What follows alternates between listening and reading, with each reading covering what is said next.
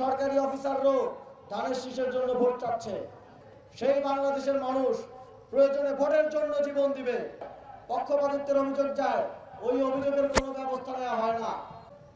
11 দলীয় জোটের পক্ষ থেকে 11 দলীয় জোটের প্রার্থীদের পক্ষ থেকে কোনো অফিসারের বিরুদ্ধে অভিযোগ যায়, পক্ষপাতিত্বের অভিযোগ যায়, ওই অভিযোগের কোনো ব্যবস্থা নেওয়া হয় না।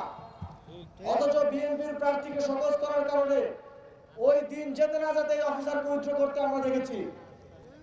আমরা দেখছি এই পক্ষপাতিত্বের ফলে, নির্বাচন কমিশনের এই পক্ষপাতিত্বের ফলে, প্রশাসনের এই পক্ষপাতিত্বের ফলে এখন সরকারি অফিসাররাও ধানের শীষের জন্য ভোট চাচ্ছে।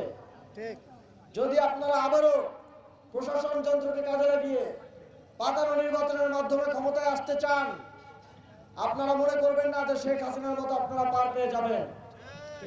গত 3টি নির্বাচনে দমন পীড়ন করে পাতানো নির্বাচনের মধ্য দিয়ে শেখ হাসিনা ক্ষমতায় এসেছিল, কিন্তু 5ই আগস্ট পরবর্তী বাংলাদেশে যেই বাংলাদেশের মানুষ শেখ হাসিনাকে তাড়ানোর জন্য রক্ত দিয়েছে, আপনাদের সন্তানরা মুক্তির জন্য জীবন দিয়েছে রাজপথে, সেই বাংলাদেশের মানুষ প্রয়োজনে ভোটের জন্য জীবন দিবে। ঠিক।